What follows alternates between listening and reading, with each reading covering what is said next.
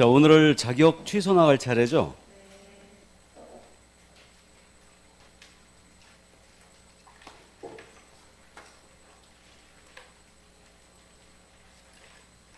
교재는 18조.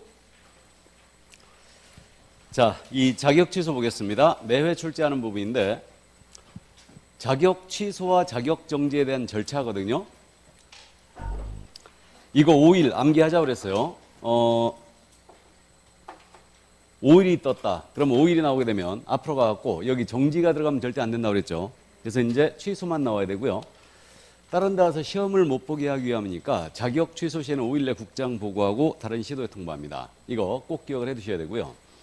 자, 그 다음에 자격이 취소했습니다. 그러면 증을 반납합니다. 며칠? 7일입니다. 그래서 교부한 시도sek에 반납하는 거고요. 이거 7일 내 반납 안 하면 백과라는 거 기억하고 있죠? 100만 원 이하가 들어옵니다. 이렇게 되고요. 이거 엄청 생각보다 잘 묻는데 사무소 관할 시도사와 자격증 교부 시도사 서로 달랐어요. 그러면 사무소 관할 시도사가 자격 취소나 정지에 필요한 절차만 이행합니다. 필요한 절차를 이행하고 교부한 자에게 통보한다. 그러니까 자격 취소나 정지를 한 후에 통보하는 게 아니에요. 그러니까 이걸 유의하시고. 근데 등록관청은요, 자격 정지에 해당하는 사유를 알게 됐잖아요. 그럼 등록관청은 지체 없이 시도사에게 통보하면 끝납니다. 그래서 일단 여기까지. 그래서 이 절차도 꼭 이해해 두셔야 되고요. 자, 그 다음에 이제 요 자격 취소 사유 암기해야 되죠. 그래서 이제 부양정징으로 암기했어요. 그래서 부정한 방법으로 자격을 취소하겠다. 그럼 이때는 형벌 규정이 있다 없다? 없다. 그래서 형벌이 없습니다. 그러니까 이거 부정취득은 자격만 취소하고요. 자격증을 양도되었거나 다른 사람에게 성명을 사용하여 업무하겠어요. 그러면 자격 취소해버리고요. 자격정지 중 업무했거나 자격정지 중 이중속했어요. 그러면 이건 자격 취소합니다. 그럼 자격정지 중 이중속은 1-1이기도 하죠. 이중속이니까. 다음에 이 법의 위반에 징역 형성받았다. 이거 꼭 기억해야 되죠. 그럼 타법 위반하여 징역받았어요. 자격 취소사유 아니죠. 우리 법 위반이다. 우리 법 위반하여 징역형의 집행유예를 받았습니다. 그러면 이건 징역형 선고가 있는 거니까 자격을 취소합니다. 그래서 부양정징 꼭 암기해 두시고 문제는 자격정지예요. 그럼 자격정지도 이거 꼭 암기하고 있어야 됩니다. 그러면 자격정지는 일단은 이장불 확거 거금 줄게 이렇게 이제 암기했어요. 그러면 이중소속했다. 그러면 자격정지예요. 근데 자격정지 중 이중소속은 자격 취소입니다. 그다음에 인장을 등록하지 않았거나 성실 정확하게 설명 안 했거나 설명서나 계약서에 중개행했는데 서명 및 날인 안 했거나 계약서 거짓 기재나 이중계약서 금지행했다. 그럼 모두 자격정지예요. 그럼 자격정지 기준기간은요. 국토부령에 있다고 그랬어요. 과태료 부과 기준금액은 대통령령에 있다고 그랬습니다. 그러면 이게 6개월이냐 3개월이냐 업무정지와 똑같은 현상이 벌어졌는데 요거 6개월짜리 암기하는 거 아닙니다. 이해하는 거예요. 그럼 이중소속을 이걸 개공했잖아요. 그럼 개공이 했을 때 처벌이 어떻게 되느냐. 요걸 기억하시면 6개월인지 3개월인지 구분이 돼요. 그럼 개공이 이중소속은 이거 필취죠. 필취니까 이거 기준기간이 몇 개월? 6개월이에요. 그 다음에 개공이 거짓기재 이중계약서 금지행했어요. 그러면 개공 이행이라면 이거 임취죠. 개공은 의무적 등록 취소니까 기준기간이 몇 개월? 6개월로 갑니다. 그래서 이제 이 정도 이해해 주시고요. 나머지는 3개월입니다. 그러니까 이런 식으로 연습장에는 꼭 정리해 보시라고 했습니다. 그래서 자격에 대한 부분을 꼭 묻기 때문에 자격정지 사유 이렇게 철저히 숙지해 주시고요. 그럼 이 자격정지에 대해서는요. 대표적인 문제 유형이 뭐냐면 예를 들어서 개업공인회사가 이중소관 때는 업무정지 사유이지만 소속공사가 이중소관 때는 자격정지 사유이다. 틀렸죠? 개공은 필취죠. 이런 식으로 물어보는 문제 유형 하나. 다음에 자격정지 기준기간 6개월인지 3개월인지 구분해놔야 되고요. 그 다음 이제 최상급 난이도인데 이걸 3번이나 물어본 적이 있는데 다음 중 업무정지 사유이자 자격정지 사유에 해당한 걸 모두 골라라. 이렇게 되는 문제 유형이 있어요. 그래서 이게 최상급 난이도인데 그러면 업무정지 사유이자 자격정지 사유를 모두 골라라 이렇게 문제를 내면요. 이중소속하고 불성실 설명만 빠지죠. 개공이 이중소속하면 필취죠. 소공은 자격정지예요. 성실 정확하게 설명 안 한 자가 개공이었어요. 그럼 500과죠 이거. 500과인데 소공은 자격정지. 나머지는 업무정지 사유이자 자격정지 사유예요. 임취는 업무정지 사유가 맞으니까요. 감 잡혀요? 그래서 이게 최상급 난이도입니다. 그래서 이 문제가 백선에 실려 있어요. 이게. 자, 그럼 이 정도 이제 이해만 해 두시고요. 자, 그러면 이제 자격에 대한 내용을 다 본 것 같네요. 그래서 이제 행정처분이 끝났어요. 그럼 이제 핵심 25 내려갑니다. 벌칙이에요. 이 벌칙도 지금 현재 형벌에 대한 내용하고 질서벌, 과태료에 대한 내용인데 작년에 형벌을 안 물어봤거든요. 그러니까 올해 물어볼 거예요. 그러니까 꼭 암기를 하고 있어야 됩니다. 그럼 3년짜리는 지금 거기 우리 교재에는 지금 복잡하게 돼 있는데 복잡한 거 아닙니다. 이거 3년짜리는 무부 금주행위에 그냥. 그러니까 금주행위 증직 투시단 육가강제 방해 기억하고 있죠? 그래서 금주행위에 3년짜리 증직 투시단 그다음에 육가강제 방해 이렇게 되고요. 문제는 1년짜리죠. 그래서 1년짜리 꼭 암기하고 있어야 됩니다. 이거. 그래서 이제 1년짜리는 1년 동안 이양사칭 표정 시비 금지죠. 그러니까 이중자에 걸렸다. 다 1년이에요. 이중등록, 이중속, 이중사무소 모두 1년입니다. 그 다음에 이제 자격증 양도되었거나 다른 사람에게 성명이나 상호 사용하여 업무하게 했다. 그러면 양수되어 받은 자 전부 다 1년이고 성명, 상호 사용하여 업무한 자도 1년이에요. 이걸 형법상 대항범이라고 부르고 있고요. 사칭자 2명 있죠. 공인인계사가 아닌 자가 자기를 사칭했거나 그 다음에 개공이 아닌 자가 명칭을 사칭했어요. 그러면 아닌 자 모두 1년이고 역시 개공이 아닌 자가 중개업을 하기 위해서 표시 광고했다. 그럼 역시 이제 1년입니다. 그래서 아닌 자 모두 1년입니다. 자, 그 다음에 이제 요 거래정보 사업자가 의뢰받지 아니한 정보를 공개했거나 의뢰받는 내용과 다르게 공개했거나 차별 공개했죠. 그럼 거래정보 사업자 정보 나왔잖아요. 그럼 이때는 1-1이에요 그냥. 이렇게 이제 이해하시면 되고요. 그 다음에 이제 임시설물 설치했다. 이건 잘 아시고 있고요. 그 다음에 업무상 비밀 누설 이것도 기억하고 있습니다. 1-1이고 이건 반의사 불벌죄예요. 그 다음에 이제 금지행위 중에 매매업, 무등록업자의 거래, 보수초과, 거짓단행, 매, 무, 수, 거죠. 그래서 이게 1년이고 증직투시단은 3년이고요. 그래서 이양, 사칭, 표정, 시비, 금지예요. 이렇게 꼭 암기해 주시고요. 시험 볼 때 이거 옆에다 써놓고 절대 맞추면 안 됩니다. 써놓고 맞추시면 무조건 탈락이에요 이거. 그래서 암기가 안 돼 있다는 얘기입니다. 그러니까 암기를 꼭 해주시고요. 자, 그 다음에 이제 요거 병과가 지금 등장했는데 이 병과는 솔직히 시험에 잘 안 물어봐요. 그러니까 25회 때 마지막 물어봤었는데 25회 때 그 질문을 물어봤죠. 공인인증서 법령상 자격정지 사유에는 형벌이 병과되는 경우가 있다라고 했어요. 맞나요? 자격정지 사유에는 형벌이 병과되는 경우가 있다. 맞습니까? 자격정지의 첫 번째 사유가 이중숙이에요. 이중숙은 자격정지 1-1이죠. 그럼 형벌 병과되는 경우가 있지요. 그게 마지막 질문이었어요. 그러니까 이 병과는 잘 묻지 않는데 혹시 이걸 물으면 이 그림을 떠올리라고 했습니다. 우리 법령상 큰 제재가 행정처분과 행정벌로 나뉘고 있어요. 이렇게 지금 나뉘고 있고 행정벌은 다시 행정형벌이 있고 행정질서벌이 있습니다. 이렇게 나눠요. 그럼 라인이 둘이 틀리잖아요. 그럼 한 건의 위반으로 동시에 나갈 수가 있어요. 행정처분하면서 형벌 나갈 수 있고요. 행정처분하면서 질서벌 나갈 수 있어요. 근데 라인이 같지 않습니까? 라인이 같으면 같이 못 나가요. 형벌 때리면서 질서벌 병과할 수 없습니다. 그 다음에 징역 또는 벌금이 그랬으니까 징역과 벌금은 한 건의 위반으로 동시에 못 나갑니다. 그 다음에 이거 징역 때리면서 과태료 못 때리고요. 벌금 때리면서 과태료 못 때려요. 그러니까 이중제재 금지 원칙에 다 위반돼요. 그래서 이렇게만 기억을 해두시면 이건 충분히 해결이 가능합니다. 자주 내는 건 아니지만 이 정도는 감 잡아두셔야 돼요. 자, 그럼 그 정도 이해를 해두시고요. 이제 과태료로 갑니다. 자, 이 과태료 역시 매번 출제를 하고 있는데 지금 100만 원 이하의 과태료 암기해둬야 되죠. 그럼 영등포 휴게소 보자요. 100만 원 가지고 영등포 휴게소 본다는데 명칭 사용 의무 위반 전부 다 백과죠. 중개사무소의 명칭에 공사사무소 부동산 중개를 안 썼거나 그 다음에 또 5개 광고물 설치하면서 성명 표기하지 않았거나 허위 표기했다. 중개인이 공사사무소 명칭을 썼다. 모두 이거 백과예요. 그래서 전부 다 이제 100만 원 이하 들어오고 자, 그 다음에 이제 등록증 미반납 취소하면 7일에 반납해야 되죠. 증 미반납 백과고요. 그 다음에 이거는 표시 광고하면서 명시할 사항 성명 소연 등이라든가 총 사용 가능 방방 개수 이런 것들 명시 안 했다. 보조원을 명시했다. 모두 백과죠. 자, 그 다음에 이제 휴표 신고 위반 기간 변경 재개 신고 위반 이거 신고 위반은 전부 다 백과죠. 그래서 이렇게 되고요.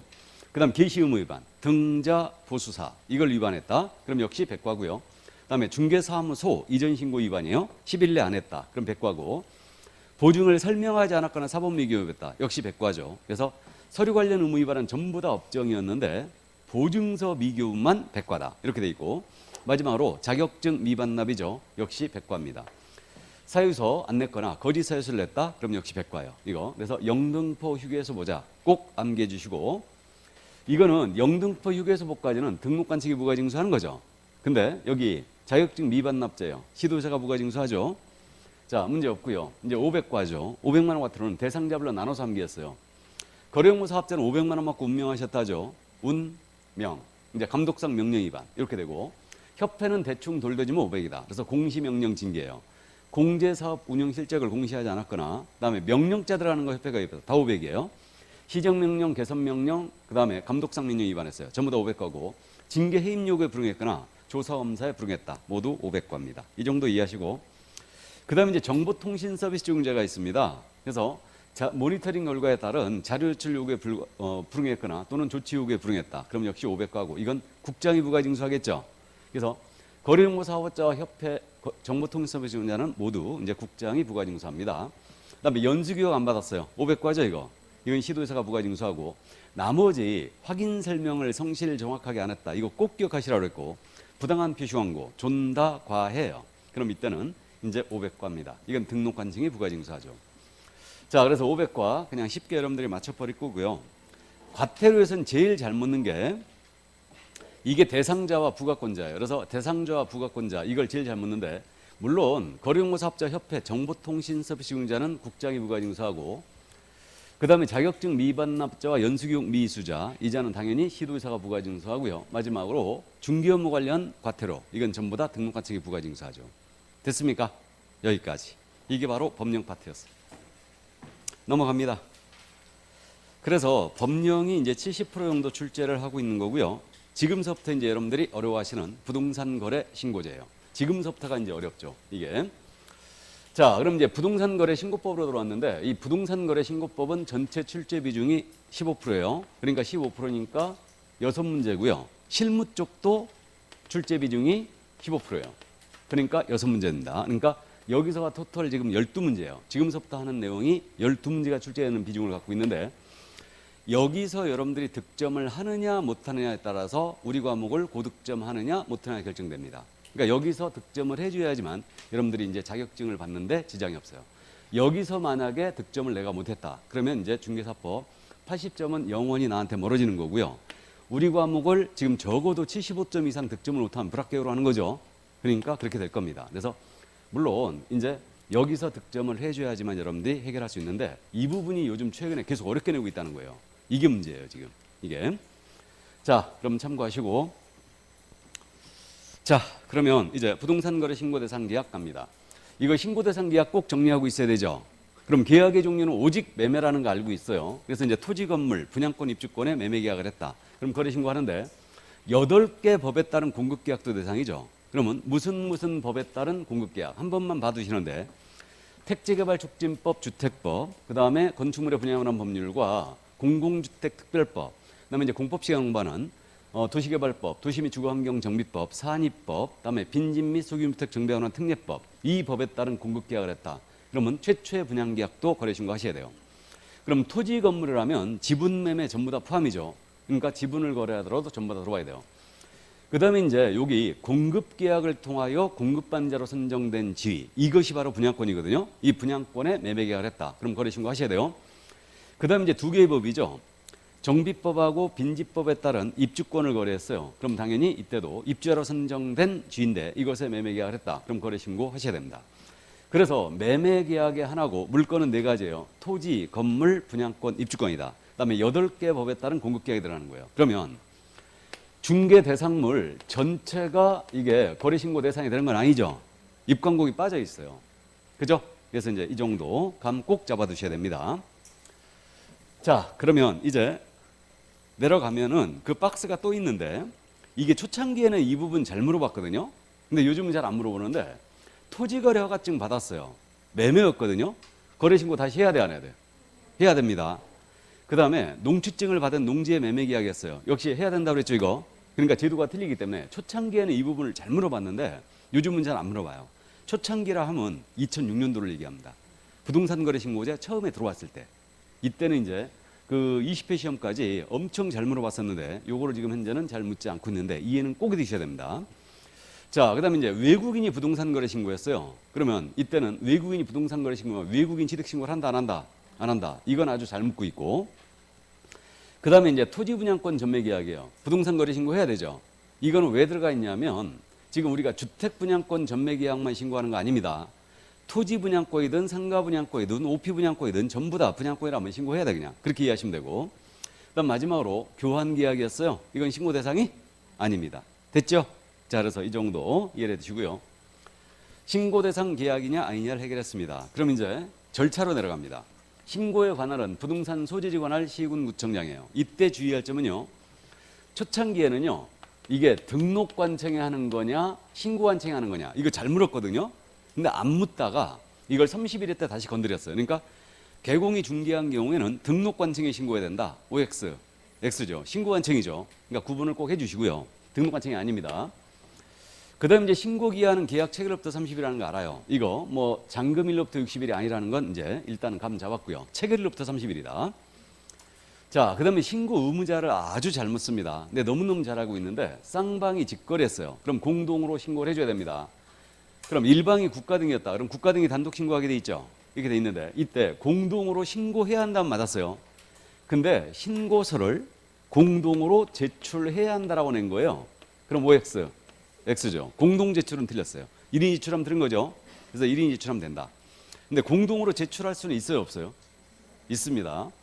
그 다음 이제 개공이 계약서를 작성 교부했다. 우리는 이게 중개거래다 이렇게 공부하는데 시험에서는 절대 중개거래라고 잘 안 냅니다. 그렇게 안 내고 개업공사가 계약서를 작성 교부한 경우 이런 식으로 낸다는 얘기죠. 그럼 개공이 계약서를 작성 교부한 경우는 중개거래니까 당연히 개공이 신고해야 되죠. 그럼 이때 개공이 신고서에 서명 또는 날인을 했거든요. 그럼 당사자는 신고서에다가 서명 또는 날인을 한다 안 한다? 안 한다. 개공만이 서명 또는 날인을 아예 제출하는 거죠. 공동중개시는 관여개공이 공동으로 신고 들어가야 되고요. 그 다음 이제 일방이 신고를 거부했어요. 그럼 다른 일방이 단독 신고할 수 있는데 단독 신고하는 자는 계약서 사본과 그 사유서를 첨부하게 돼 있고 담당 공무원은 사유서 진위 여부를 확인해야 돼요. 그래서 신고 거부로 인한 단독 신고합니다. 이때는 전자신고를 받아준다 안 받아준다? 안 받아준다. 전자신고를 안 받아줘요. 그러니까 부동산 거래 신고법은요. 기본적으로 전자신고 된다고 기억하세요. 기본적으로 전자신고가 되는데 이렇게 일방이 신고 거부로 인하여 단독 신고한다. 이런 경우는 안 되는 거니까 안 되는 것들을 거꾸로 기억하고 있으면 돼요. 이게. 자, 그럼 신고 의무자 아주 잘 물었고 그럼 올해 시험에서 요거 또 신고사항을 묻겠죠. 그러니까 작년에 신고사항을 물었다가 이제 복수응답 처리가 됐는데 올해 신고사항 개정된 사항도 있으니까 반드시 정리해 두셔야 됩니다. 그럼 부동산 거래 신고할 때 언제나 신고해야 될 사항은 공통사항이 있죠. 그래서 이건 당목계대 개조를 암기했어요. 그래서 거래 당사자 인적사항 신고해 줘야 되고요. 그다음에 부동산의 종류, 소재지, 면적, 지목, 대지권의 비율 이런 것들 다 신고 들어가야 됩니다. 그래서 이게 목이다. 목이고 그다음에 계약일, 중도금 지급일, 잔금 지급일 모두 신고 들어가야 됩니다. 이게 계고 그다음에 대금은 실제 거래 가격을 말하죠. 그리고 개공에 대한 사항, 중개거래였다면 이거 개공 신고해 줘야 되고 마지막으로 조건기한이 있었어요. 그럼 조건기한을 신고하는 겁니다. 그래서 당목계대 개조. 그러면요. 신고사항이 아닌 것으로 제일 잘 묻는 게 뭐라겠어요 이거? 에? 공법상. 좋습니다. 이걸 기억하고 계신 분은 이제 80점 이상 충분히 득점하실 가능성이 높아졌어요 지금. 이게 그래서 공법상 제한을 아주 잘 묻는다고 했죠. 이건 거래계약서 필수기 사항이 아닌 것에서도 잘 물어요. 그러니까 이해를 꼭 해두시고요. 공법상 제한은 들어가지 않는다. 자, 그러면 공통적인 신고 사항은 바로 이거였고 이제 문제가 되는 게 취득자금 조달 계획 및 입주 이용 계획이 문제죠. 그래서 자금 조달 계획을 신고해야 되는 경우. 그래서 이제 한목의 정리를 딱 해버렸는데. 자, 법인이 주택을 샀어요. 그러면 법인이 주택을 매수했다. 그럼 법인은 다른 거 아니에요. 그러니까 법인이 상가를 사든 토지를 사든 이때는 상관이 없는데 법인이 주택을 거래하게 되면 매수를 하게 되면 이때는 금액에 관계없어요. 지역에 관계없이 무조건 자금 조달이 들어야 된다. 법인은 그 점 이해해 두시고 그 다음에 법인이 아닌 자예요. 개인입니다. 개인이 6억 이상의 주택을 매수했다. 그 다음에 투기과열지구나 조정대상 지역 내에 있는 주택을 매수했어요. 개인이. 그럼 이때는 자금 조달 계획과 입주 이행 계획 들어와야 되죠. 이렇게 됩니다. 그래서 이제 그 점 또 이해해 두시고. 그럼 전국에 있는 주택이에요. 실제 거래가가 6억 이상이었어요. 6억 이상을 하면 이건 무조건 들어와야 되죠. 무조건 들어와야 됩니다. 법인이든 개인이든 따지지 않는 거죠. 6억 이상이라면 이렇게 되는 거고. 그 다음에 이제 토지가 이번에 추가된 건데 토지에 대해서는 지금 수도권 등에 있는 토지였습니다. 그럼 실제 거래가 얼마 이상? 1억 이상이에요. 1억 이상이었다. 그러면 이때는 자금 조달 계획과 이용 계획이 들어와야 됩니다. 이때 수도권 등에 있는 토지는 지분 거래 있잖아요. 지분 거래는 금액에 관계 없어요. 그러면 수도권 등이라 하면 알고 있는데 서울, 경기, 인천이 있고요. 어디가 추가된 거예요? 광역시, 또 세종특별자치시. 그죠? 이게 수도권 등이에요. 그러면 만약에 세종시에 있는 토지였거든요. 지분 거래였거든요. 거래 금액이 1,000만 원짜리였어요. 자금 조달 계획 신고해야 되나요? 해야 되죠. 이땐 그렇게 됩니다. 그 다음에 수도권 등이 아닌 지역은 얼마 이상? 6억 이상이에요. 6억 이상의 토지를 매수했다. 그러면 이때는 자금 조달 계획을 신고하게 됐습니다. 여기 수도권 등이 아닌 지역은요. 만약에 저기 경상남도 김해시에 있는 토지를 지분으로다가 만약에 6억짜리를 샀다. 그럼 자금 조달 계획 신고해야 되죠? 그것도 이제 지분 거래 6억 이상이어야 돼요. 그때는. 그래서 이제 그렇게 됩니다. 자, 그러면 요거 기억을 해 두시고요. 그럼 토지를 법인이 매수했거든요. 그럼 토지를 법인이 매수하면 금액에 관계없이 자금 조달 계획 신고해야 된다. OX. X죠. 주택이죠. 그럼 토지에 대해서는 법인도 똑같이 적용되는 거죠. 1억 이상, 6억 이상으로. 이렇게 됩니다. 자, 그럼 그 점 꼭 이해해 두시고요. 그 다음 이제 투기과일지구의 주택을 샀어요. 그럼 투기과일지구의 주택은 자금 조달의 증명 서류까지 내게 돼 있죠. 자금 조달 계획서와 더불어 자금 조달의 증명 서류까지 된다. 투기과일지구만이에요. 투기과일지구 주택을 매수했을 때. 이거 그럼 자금 조달의 증명 서류하고 자금 조달 계획은 구분해야 됩니다. 그래서 자금 조달의 증명 서류를 투기과일지구의 주택을 매수했다. 그럼 그때는 이제 같이 내게 돼 있습니다. 자, 그럼 이제 마지막으로 매수자가 국가 등이었어요. 그럼 자금 조달 낼 일이 없죠. 그 다음에 토지였거든요. 토지거래 허가구역 내 토지였어요. 이거 제외됐죠. 그 다음에 또 건축물이 있는 토지도 제외됐습니다. 그럼 이거 뭔 말인지 아시죠? 이게 토지거래 허가구역이에요. 이 안에 있는 토지가 만약에 이 안에 있는 토지가 거래가가 실제 거래가 예를 들어서 이제 2억에 거래했다. 근데 이게 수도권 등이었어요. 이게 그러면 이 토지를 지금 부동산 거래 신고 매매하게 되면 해줘야 되죠. 그럼 부동산 거래 신고할 때는 이때는 이게 토지 거래 허가 구역이었으니까 자금 조달 계획을 낸다 안 낸다? 안 낸다 그랬죠. 토지 거래 허가 구역은 토지 거래 허가를 신청할 때 자금 조달을 낸다 그랬죠. 그러니까 부동산 거래 신고할 때는 안 낸다는 거죠. 이게 그 얘기예요. 이게 제외한단 말이 그 얘기입니다. 뭔 말인지 아셨죠? 자, 그래서 이 정도 이해를 해두시고요. 저놈이 지금 뭔 소리 하는 거냐 그런 눈빛 보내면 안 됩니다. 이해하고 있어야 돼요. 이거 중요한 내용입니다. 오래 물어볼 거예요. 분명히. 그러니까 자금 조달 계획 꼭 정리를 해두셔야 됩니다. 자, 그 다음에 이제 요 법인이 주택을 거래했지 않습니까?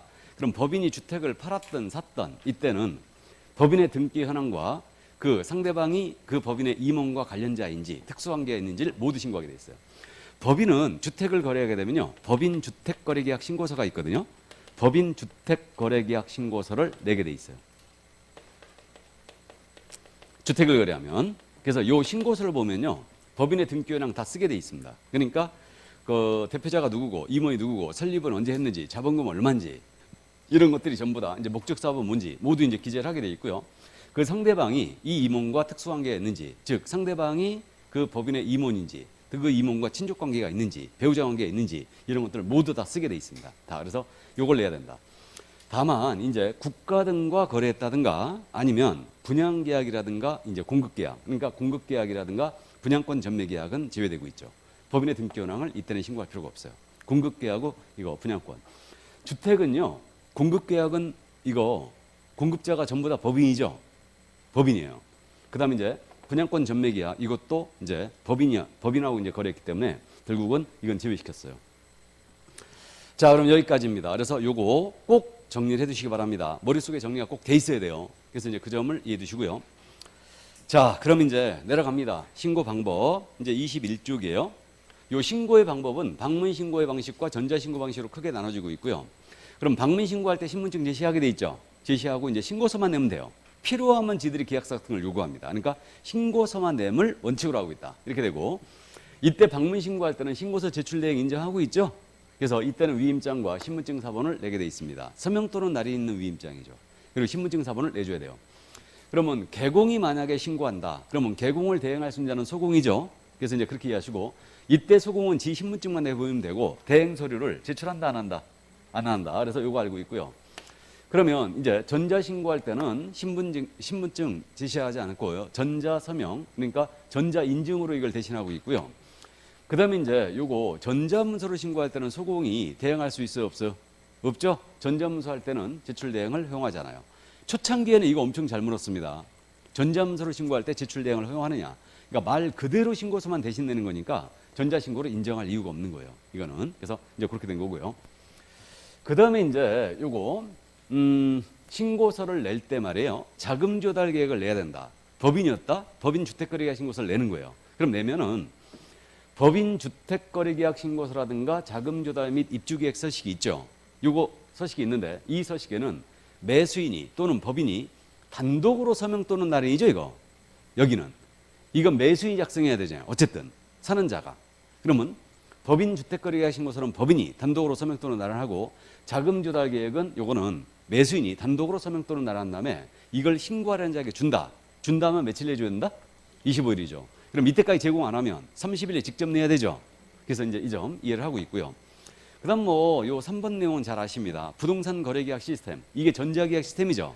전자계약을 한 때는 계약이 체결된 때 신고한 것으로 본다. 알고 있죠?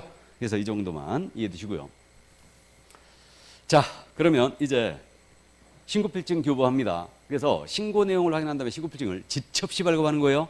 지첩시 발급하고요. 그러면 신고필증이 나갔지 않습니까? 그럼 계약서의 검인을 받은 것으로 본다. 그래서 알고 있고요. 그 다음에 요거 2번 외국인 요거 신고관리 꼭 기억하고 있어야 돼요. 그러면 외국인은 별도 관리 들어간다고 그랬어요. 그래서 외국인이 만약에 부동산 거래 신고를 들어왔다. 그러면 외국인이 자주 있는 게 아니니까 우리 신고관청께서는 분기 종료한 날이죠. 분기마다 이거 시도지사에게 내는데 분기 종료한 날부터 매달 1월이죠. 1월에 시도지사에게 내주면 시도지사는 다시 쫙 모아가지고 국토부 장관에게 매달 1월이죠. 1월 내에 이걸 제출한다. 다만 세종특별자치시장은 신고관청이 맞거든요. 그럼 세종시장은 자기 상급기관에 시도지사가 없으니까 분기 종료부터 직접 국토부에 제출합니다. 꼭 기억하고 있어야 됩니다. 이거라서 2번 반드시 또 기억을 하고 있어야 되죠. 자, 그 다음에 이제 해제 신고가 나옵니다. 그러면 신고한 계약이 해제가 됐다. 그럼 해제 신고 해야 되죠. 그럼 해제 신고는 해제가 확정된 날부터 30일이라는 거 알아요. 안 하면 500만 원 과태료고. 이때 주의할 점이 있죠. 주의할 점이 개공한테는 해제 신고 의무가 있다 없다? 없다 하겠어요. 그러니까 우리 개공한테 유일하게 신고 의무가 발생되는 게 부동산 거래 신고뿐이었어요. 그래서 이건 개공은 할 수 있다. 요래 돼 있고요. 이게. 자, 그다음에 이제 해제 확인서를 그럼 지첩시 발급하게 돼 있고요. 해제 신고도 당연히 이제 전자 문서로 했다. 그러면 전자 문서로 해제 신고할 수 있습니다. 전자계약 시스템에서 당연히 해제할 수 있죠. 자, 그럼 여기까지. 그러니까 부동산 거래 신고제에 대해서는요. 제일 잘 묻는 게 여기까지예요, 지금. 여기까지. 여기까지 제일 잘 묻는 내용이었고 그 다음에 이제 나오는 검증, 조사, 정정, 변경, 제재, 자진신고자 감면 규정 있죠. 요거는 잘 내지는 않습니다. 근데 이제 이해는 또 해주시는데 이게 검증에 대해서는요. 주체만 주의하세요. 그러면 신고 들어갔잖아요. 검증을 해야 되죠. 이건 의무예요. 의무인데 검증은 누가 해야 된다? 신고관청이. 신고관청이 검증해야 돼요. 그러니까 암기하지 말라고 그냥 이해하세요. 아, 신고 들어오면 금액이 적정한가? 검증한다더라. 그러면 이거 검증체계 구축 운영입니다. 누가 한다? 국장이죠. 그럼 이 검증 결과를 세무서장한테 통보합니다. 그럼 세무서장 통보는 기한이 없어요. 그럼 세무서장 과세자를 활용할 수 있다고 그랬어요. 이거 기한이 없습니다. 통보 기한은 정해진 바가 없습니다. 그래가지고 부적정 결과는 이제 세무조사 들어갈 수 있다고 그랬죠. 그러니까 검증 신고관청이 해야 한다. 검증체계 구축 운영은 국장이 하는 것이다. 자, 그 밑에 이제 조사가 나옵니다. 조사는 해야 된다, 할 수 있다? 할 수 있다. 그러니까 필요하면 지들이 야, 계약서 한번 보자. 대금 자료 한번 보자. 지출 요구할 수 있어요. 국장도 요구할 수 있습니다. 국장이 직접 하거나 공동으로 신고관청과 할 수도 있어요. 그럼 위반 사실이 확인되면요. 관계기관에도 고발 통보할 수 있고요. 나아가서 이제 조사 결과를 보고하는데 신고관청이 시도의사에게 조사 결과를 보고하게 돼 있어요. 여기는 기한이 없습니다. 보고하고요. 시도의사가 다시 쫙 모아갖고 국장한테 보고하죠, 지금. 보고하는데 이거는 안 할까봐 월 1회 못 박아져 있다고 그랬죠? 그러니까 한 번은 보고해라. 월 한 번은. 그래서 이제 이게 들어가 있어요. 자, 그럼 이 정도 조사 이해만 해두시고요. 조사는 할 수 있다요. 검증은 해야 합니다. 그래서 이제 이렇게 구분해 놓으시고요. 그 다음에 이제 정정과 변경이 나오는데 이 부분을 여러분들이 조금 어려워하셔요. 그래서 정정, 변경이 있는데 이걸 암기하지 말고 이해하자고 그랬어요. 그냥 이해하자고 그랬는데 정정은 잘못됐을 때 할 수 있는 거죠. 이렇게 되는데 이건 서식이 없어요. 그러니까 신고필증에 직접 수정하는데 정정이 안 되는 사항으로 기억했습니다. 정정이 안 되는 사항으로. 부동산 거래 신고 핵심적인 사항은 정정이 안 된다. 그러면 핵심적인 사항이 뭐냐? 누가 어떤 부동산을 언제 얼마에 거래했냐가 핵심이에요. 그럼 누가 매도 매수인의 성명, 개공의 성명, 주민번호입니다. 이거 정정된다 안 된다? 안 된다. 이게 30회 때 답이었고요. 이거 누가? 이게 누가죠? 근데 매도 매수인의 성명이나 주소, 주민번호는 안 되는데 매도 매수인의 주소가 잘못돼 있다, 전화번호가 잘못돼 있다. 될까 안 될까요? 되죠. 되는 겁니다. 거래 지분이 잘못돼 있다? 되겠죠. 그다음에 어떤 부동산을, 그러면 부동산 소지지는 안 돼요. 소지지는 안 됩니다. 근데 건축물의 종류가 잘못돼 있다, 그다음에 면적이나 지목이 잘못돼 있다, 대지권의 비율이 잘못돼 있다. 당연히 되는 거죠. 됩니다. 소지지는 안 돼요. 그리고 이제 당연히 계약일은 절대 변경, 정정 다 안 됩니다. 그다음에 실제 거래 금액도 정정이 안 되죠. 그러니까 누가 어떤 부동산을 언제 얼마에 거랬냐, 이게 핵심이에요. 그러니까 이건 안 되는 거예요. 그러니까 안 되는 걸로 기억하면 돼요. 감 잡았어요?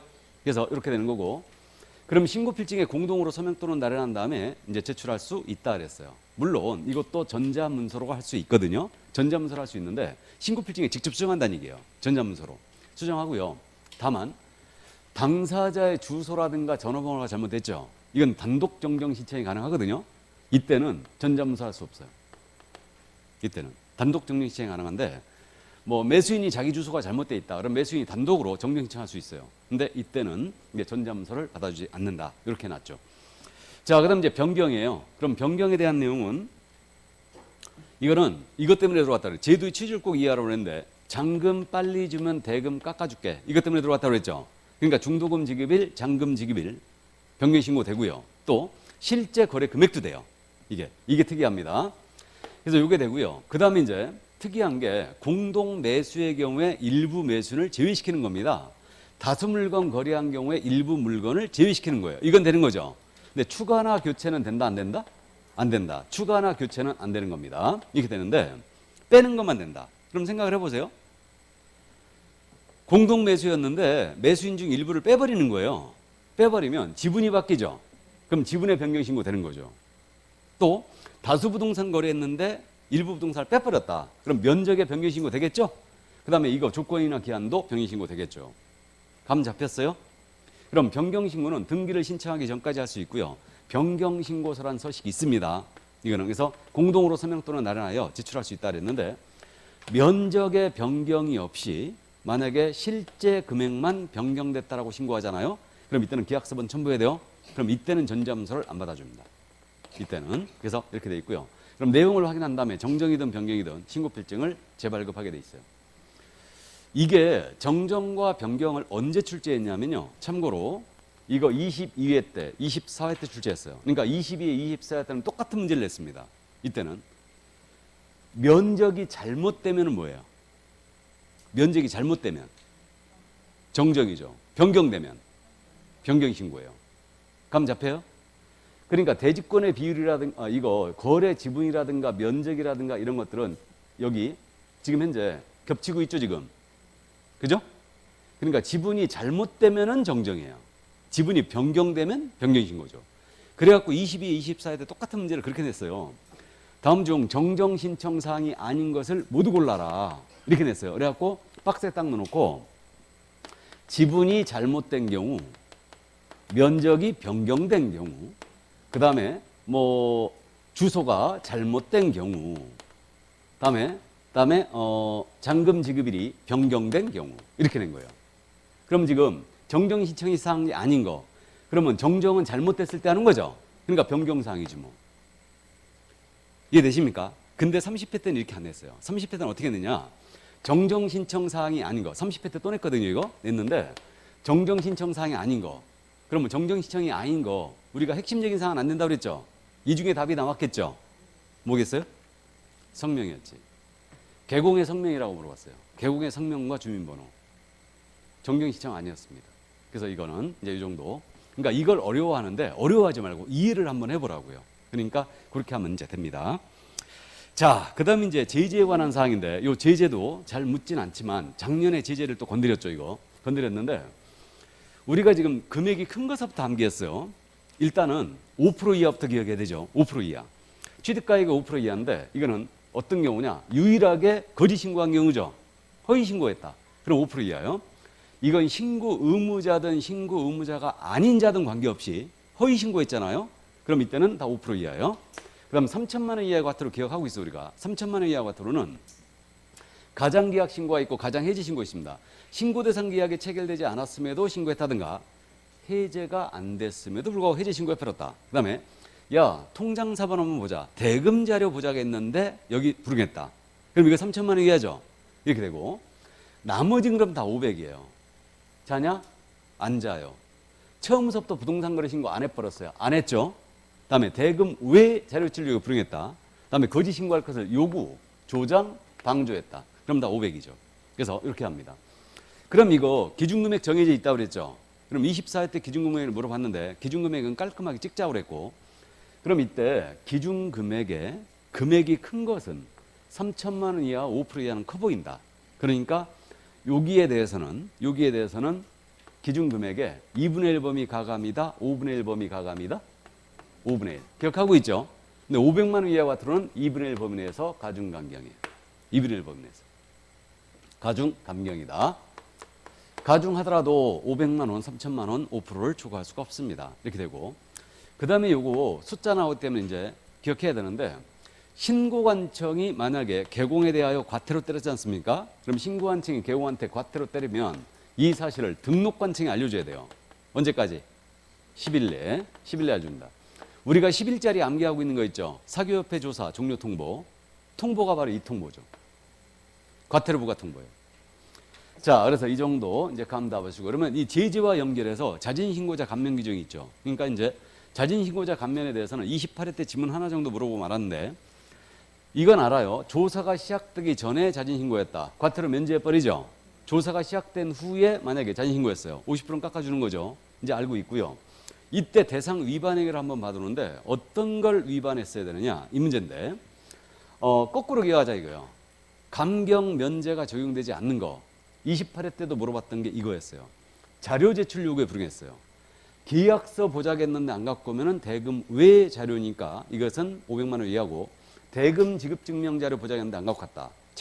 통장 사본 보자겠는데 안 갖고 오면 3천만 원 이하인데 요거는 신고관청이 이미 알고 있으니까 당연히 감경 면제를 적용할 일이 없죠. 근데 미스한 걸로 보인다고 그랬는데 여기 가장계약 신고와 가장해지 신고 있죠. 이게 빠져 있어요. 외국인 신고 위반하고 주택임대차 계약 신고 위반까지 다 들어가 있는데 이게 빠져 있습니다. 지금 이건 미스한 걸로 보여요. 그러니까 3천만 원 이하의 과태료거든요. 이거 가장계약 가장해지 신고는 근데 자진신고 감경 규정에 빠져 있어요. 이거. 그래서 이거 참고만 일단 해두시기 바랍니다. 그러니까 자료 제출 요구 불응자는 감경 면제를 적용하지 않는다. 그 다음에 이제 또 한 가지, 위반 사실을 관계기관에 통보해버리면, 일단 통보를 해버리면, 관계기관에서 통보해버리면 이건 당연히 이제 감경 면제를 할 일이 없고요. 알게 됐으니까. 그 다음에 상습적으로 감경 면제를 받은 거예요. 1년 내 3회 이상을 받았죠? 그럼 이걸 감경 면제를 적용하지 않습니다. 3회 이상을 받으면. 자, 여기까지 이해해 주시고요. 자, 그래서 이제 부동산 거래 신고 여기까지 이제 다 봤습니다. 그럼 이제 한 장을 넘기시면 부동산 거래 계약 신고서가 나옵니다. 요 신고서 작성 요령은요, 원래 매회 출제하던 거였거든요. 근데 이것을 갖다 작년에 빼먹었어요, 지금. 그러니까 올해 출제가 예상되고 있다고 그랬어요. 그래서 숙제를 꼭 해두시라고 했는데, 자, 그럼 이제 신고서 보겠습니다. 이 신고서 작성 요령인데 매도인 매수인란이에요. 그럼 여기서 이제 주의할 점이 그겁니다. 지금 요 매수인란에서 외국인 있지 않습니까? 외국인이 매수였어요. 그럼 외국인이 매수하게 되면 외국인은 국적하고 매수용도 꼭 기재하라고 그랬죠, 이거? 이거 꼭 기억해 두셔야 되고. 그 다음에 이제 여기 법인 신고서 등란이 있거든요. 법인 신고서 등란. 이거는 그거죠.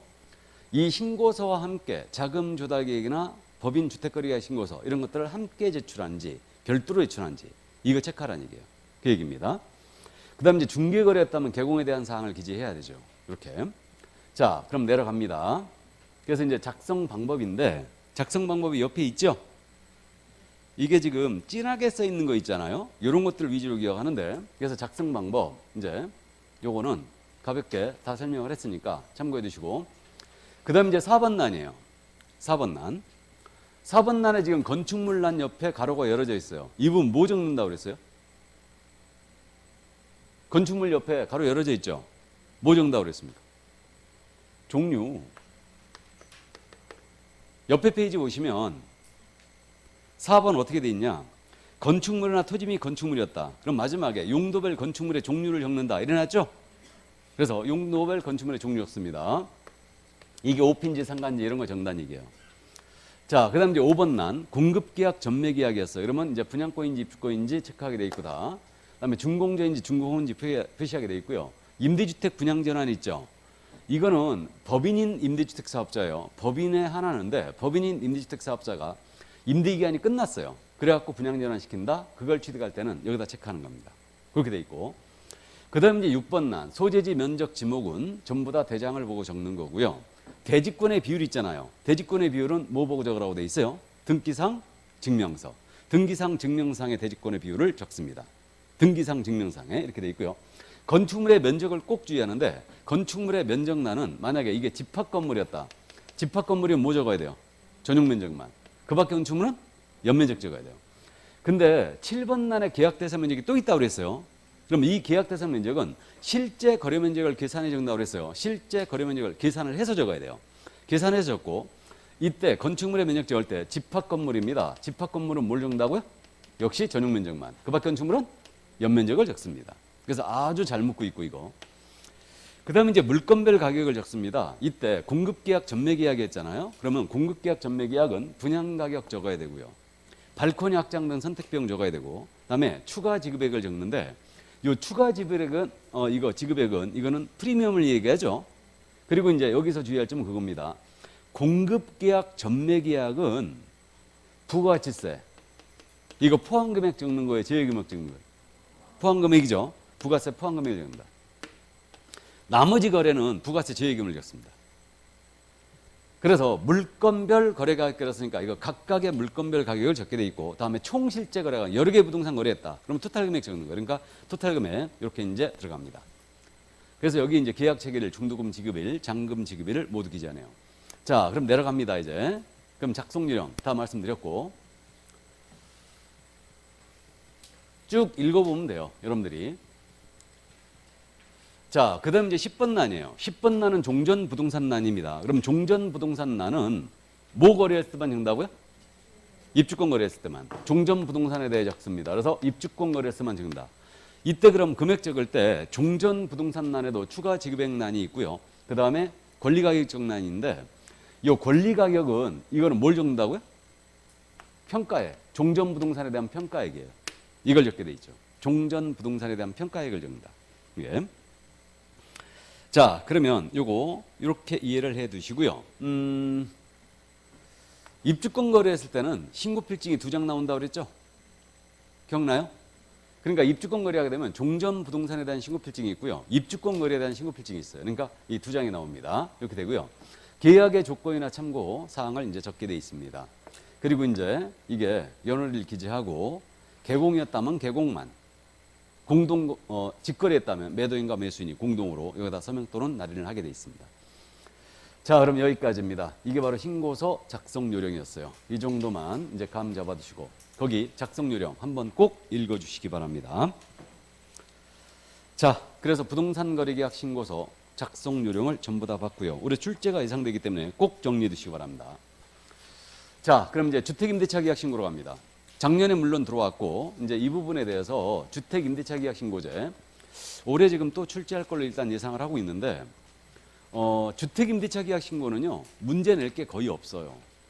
낼 게 그러니까 딱 정해져 있는데 사실은 작년에 이거 물어봤죠. 신고 대상이 무엇이냐. 그럼 작년에 이걸 물어봤으니까 작년에 지금 현재 이 부분이 가장 중요하니까 여기에 이제 출제가 예상됐었고요. 그 의제되는 거 있죠. 의제. 주택임대차 계약 신고함으로써 의제가 되는 것들, 이제 그 부분을 이제 주의를 하시면 되겠네요. 자, 그러면 신고 대상을 우리가 어떻게 정리했냐면 이게 복잡하게 지금 써 있는데 시에 있는 주택은 전부 다 대상이라고 그랬고 군에 있는 주택은 광역시와 경기도에 있는 주택이 대상이라고 그랬죠. 그 다음에 이제 금액 기준은 6.3으로 기억했어요. 6.3 초과했을 때 6천만을 초과하거나 30만을 초과했을 때 이렇게 기억했습니다. 예. 자, 그래서 이제 그 점을 기억을 해 두시고요. 갱신계약 포함입니다. 갱신했을 때도 거래신고 하게 돼 있는데 다만 보증금과 차임이 전혀 변동이 없는데 기간만 늘리는 갱신계약 요거는 제외입니다.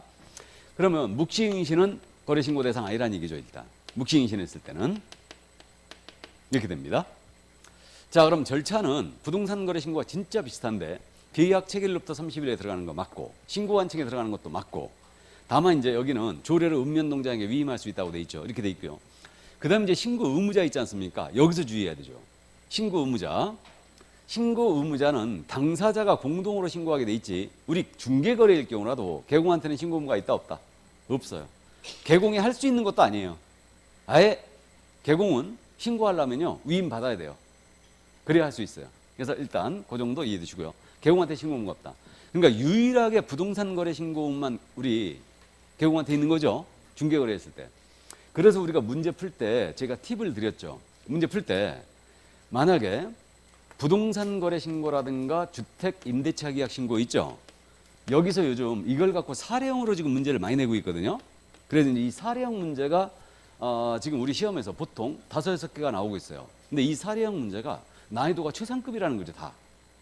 그래갖고 여러분들이 이제 문제를 풀 때 굉장히 어려움을 느끼고 있어요. 문제 진짜 어려웠다. 이게 그러니까 한민호한테 1년 내내 한 번도 못 들어봤다. 못 들어보게 뭘 못 들어봐. 하긴 한 건데 문제 유형이 달랐을 뿐이지. 근데 어쨌든 사례형이 나오면요 참고를 해두시는데 부동산 거래 신고와 주택임대차 계약 신고가 나왔잖아요. 그럼 의무자가 누군지를 한번 꼭 따져보세요. 그러니까 부동산 거래 신고제, 주택임대차 계약 신고에서는 사례형 문제를 내면 신고 의무자가 누구냐, 개공이냐 당사자를 한번 구분해 보라고요. 이걸 염두에 두고 문제를 풀면 답이 쉽게 의외로 풀릴 수가 있어요. 쉽게. 그러니까 꼭 이게 팁입니다. 그러니까 이게 스킬이에요. 그러니까 이제 그걸 염두에 두시고 문제를 푸시기 바랍니다. 그러면 쉽게 답이 나올 수도 있다. 이게. 자, 그 다음에 이제 일방이 신고를 거부했다. 그러면 다른 일방이 단독 신고할 수도 있죠. 이렇게 돼 있고, 그 다음에 이제 단독 신고하는 자는 당연히 계약 체결 증명서류와 단독 신고 사유서를 첨부를 하게 돼 있습니다. 뭐 이거는 부동산 거래 신고와 비슷하니까 뭐 크게 어려움이 없고요. 그 다음에 이제 내려가면 신고사항 있죠. 이 주택임대차 계약 신고사항은 당목계대로 기억합니다. 그냥 당목계대. 개조가 없어요. 당연히. 그러면 당사자, 그 다음에 목적, 임대차 목적물, 그 다음에 계약일. 여기 계약기간이 들어가죠 지금. 임대차 계약이니까. 당연히 계약기간 신고하게 돼 있고, 그 다음에 보증과 월차임 당연히 이게 대금이죠. 대금. 당목계대예요. 그 다음에 이제 특이한 게 갱신요건 행사 여부, 갱신계약 같은 갱신요건 행사 여부가 들어가 있어요. 갱신요건 행사 여부 이렇게 돼 있습니다.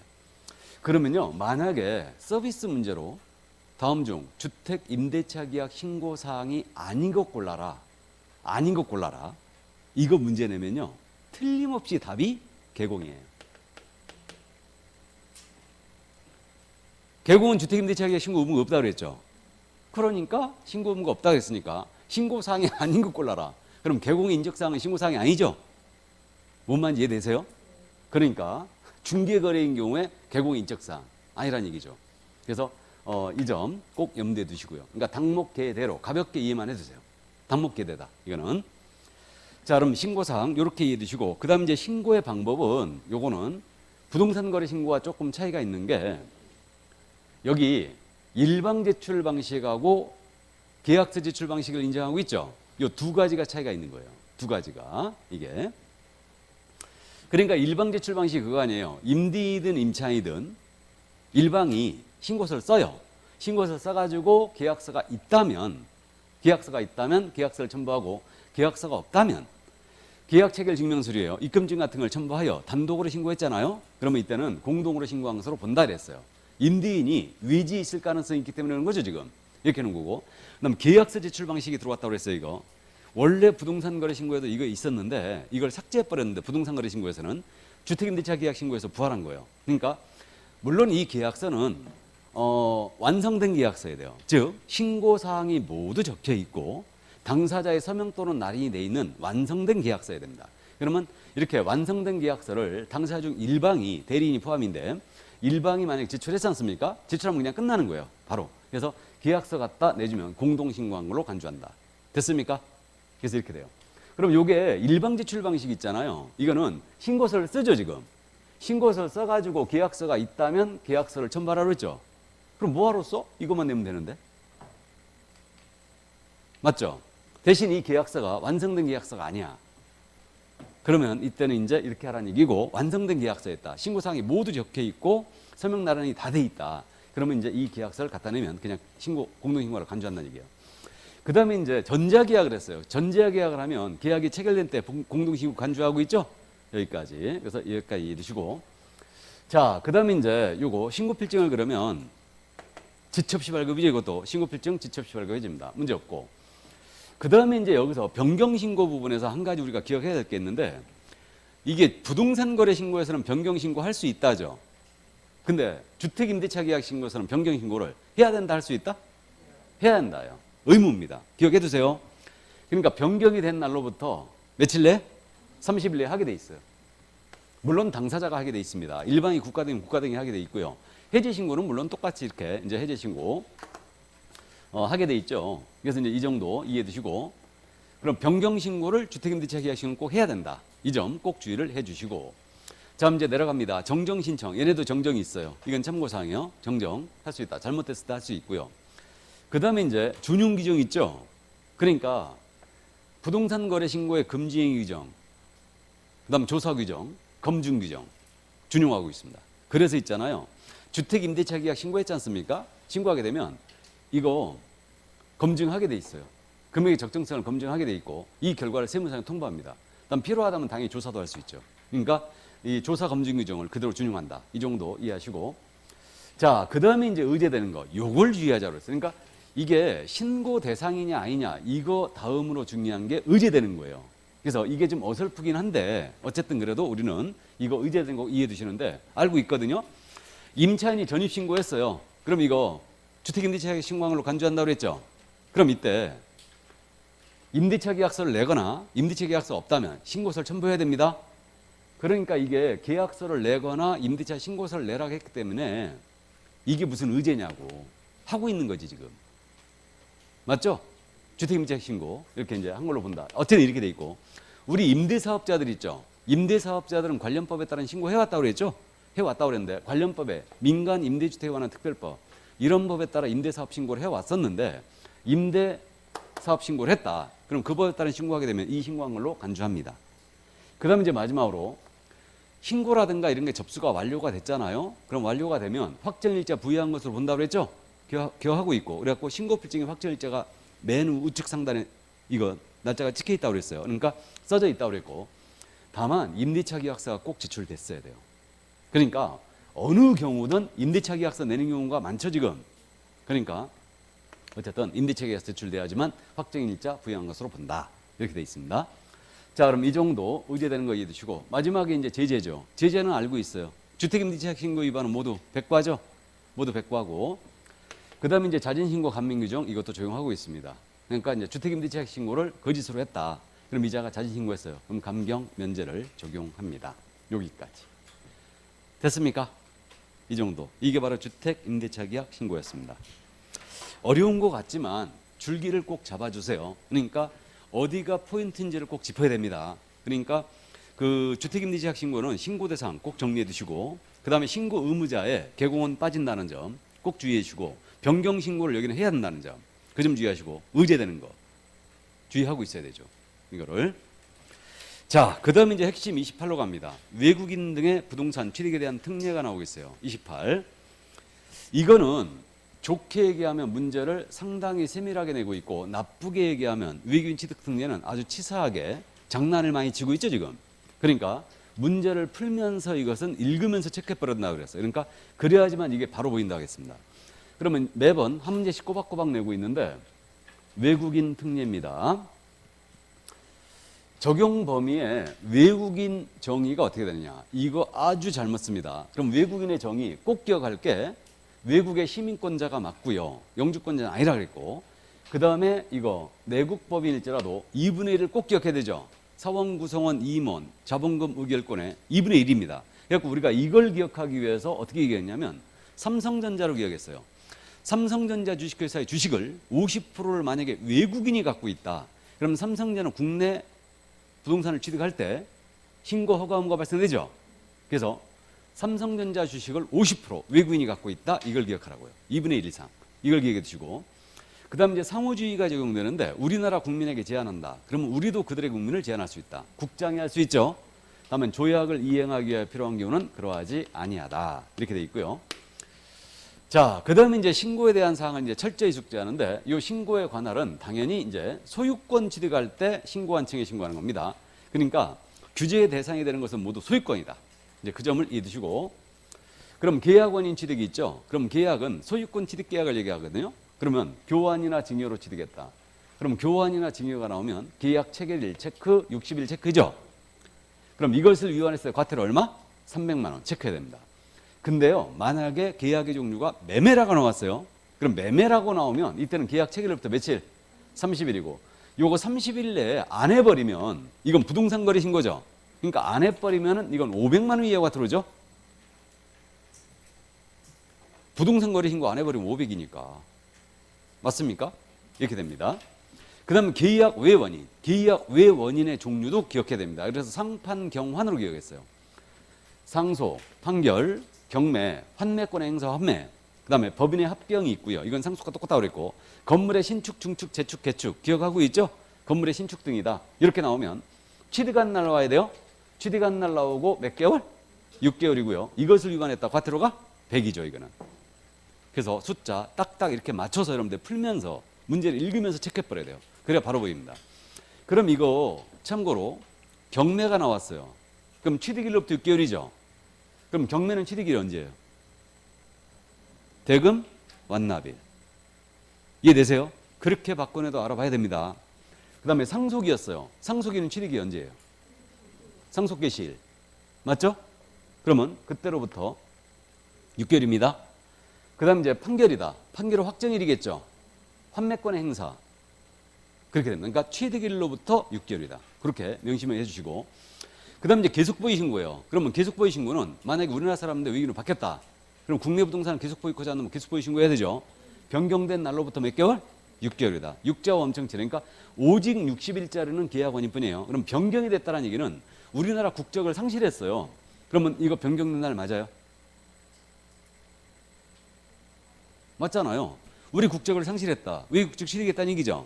그러면 그때 이제 상실한 날로부터 6개월. 이래도 같은 표현이에요. 알아보셨죠? 그러니까 이렇게 꼭 정리를 해두시고 이거 위반 시에는 100만 원과 들어오죠. 자, 그럼 신고 의무 꼭 정리 이렇게 해주시고요. 자, 다음에 이제 허가 의무예요. 허가가 비교적 여러분들 이제 군문생야를 암기하고 있으니까 별로 문제가 안 됩니다. 군사문화는 야생이다. 군문생야죠. 이 지역을 취득할 때 미리 허가 받으셔야 되고 허가를 안 받았다. 계약 무효죠. 계약 무효고. 그 다음에 이거 2년에 2천 꼭 기억해야 돼요. 작년에도 물어봤습니다. 2-2다. 2년에 2천만 원의 벌금에 처합니다. 이렇게 되고 허가 불허가 처분 며칠 내주게 돼 있어요. 15일이고 이건 허가의 기속성이 있다고 그랬죠. 이들 지역들 지정 목적 달성에 지정하려면 허가를 해야 한다. 해줘야 된다. 그래서 이렇게 되고 이것도 소유권 취득할 때 적용되는 거예요. 지금 지상권 같은 거 아니라 하겠습니다.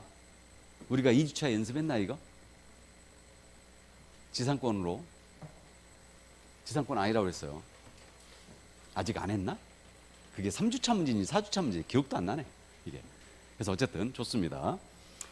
자, 동영이 끝난 학원들도 있고 지금 다 벌써 끝난 학원들도 있고 백성이 다 끝난 학원들도 있고 다 많습니다. 이게 수업이 이제 마무리가 돼가고 있어요 다. 근데 하도 이게 막 틀려가지고 어디서 했는지 기억도 안 나. 자, 그러면 좋습니다. 특례. 이거 특례 꼭 이해하고 있어야 되죠. 외국인이 부동산 거래 신고했어요.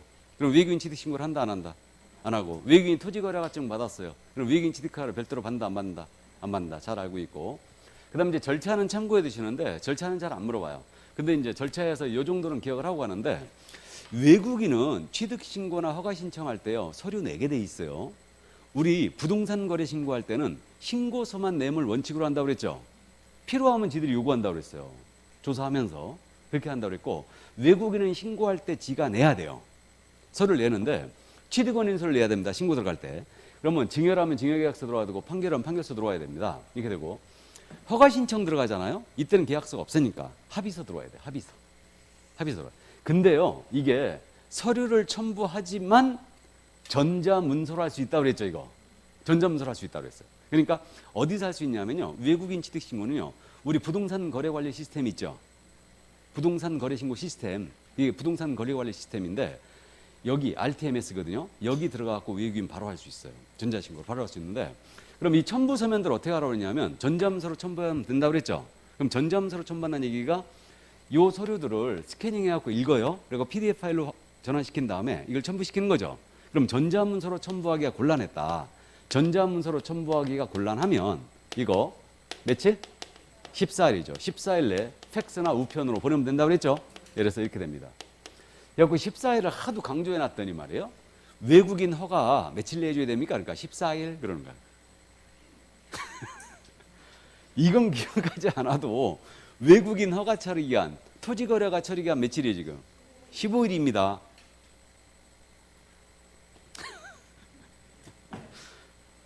시험에서 14일을 15일로, 15일을 14일로 바꿔내지는 않을 거예요. 바꿔내더라도 30일로 바꿔내야지. 그죠? 일단 그 정도 참고하는데, 그 다음에 이거 이제 대리인이 할 수 있고요. 당연히. 그 다음에 이제 이 대리인이 할 때는 전자신고 안 되는 걸로 이해되고 있습니다. 이 정도, 여기까지.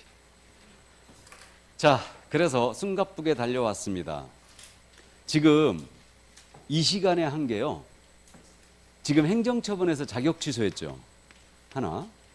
형벌했죠. 하나. 과태료 했죠. 하나. 부동산 거래 신고했죠. 2개. 그다음에 주택임대차 계약 신고했죠. 하나. 외국인 취득 신고했죠. 하나. 몇 개?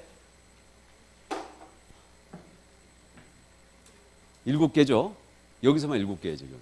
이 시간에 한 것만. 이게 그래서 중요합니다. 그럼 커피 한 잔 먹고 해야 되죠. 네.